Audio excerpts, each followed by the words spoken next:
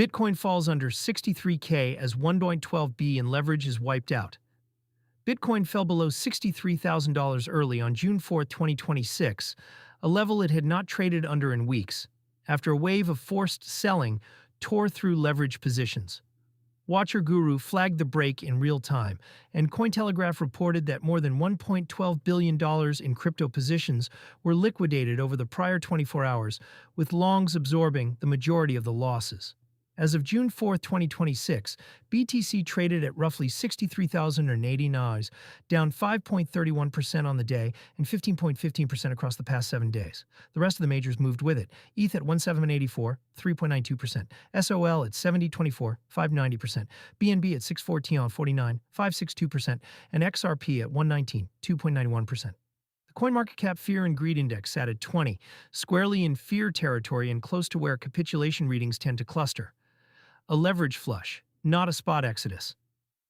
The headline number worth sitting with is the $1.12 billion liquidations, not the price itself. A 5% daily move in Bitcoin is unremarkable on its own. A 5% move that detonates over $1 billion of positions in a day tells you the market was carrying too much borrowed exposure into the drop. Liquidations happen when a leveraged trader's collateral can no longer cover their position, and the exchange closes it automatically. When longs are stacked up and price falls, each forced sale pushes the price a little lower, which triggers the next round of liquidations. That feedback loop is why the move accelerated through $63,000 rather than stalling there. Cointelegraph's read that longs took the majority of the damage fits the pattern. This was traders betting on a bounce getting run over, not holders calmly heading for the exit. Sentiment at the low end, a fear and greed reading of 20 is a sentiment data point, not a forecast.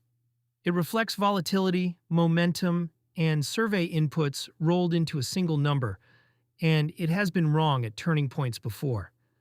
Still, the combination of a 7-day drawdown above 15% and a sub-20 reading describes a market that has stopped pricing in optimism. The earlier leg of this sell-off, when BTC slid toward $67,000 while equities climbed, already showed crypto moving on its own internal mechanics. The break under $63,000 extends that divergence, the cost of borrowed conviction.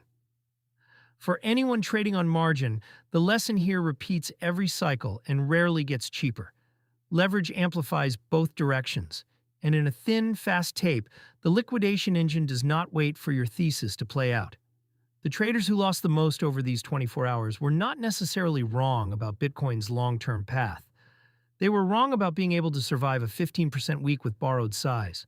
Spot holders feel a drawdown like this differently. A balance sheet that is down 15% on the week is uncomfortable, but it is not closed out at the worst possible moment by an exchange's risk system. That distinction matters for how people structure spending too. Funding a card directly from a volatile spot balance means a drop like this shrinks your effective purchasing power overnight. Spending from stablecoin balances instead, or keeping a buffer in self-custody wallets you control, insulates day-to-day costs from this kind of swing without forcing you to sell the dip. There is also a counterparty layer to weigh. Custodial trading and card balances sit on a provider's books, and stress events are exactly when concentration risk surfaces. Holding funds where you control the keys removes that exposure at the cost of taking on the responsibility yourself.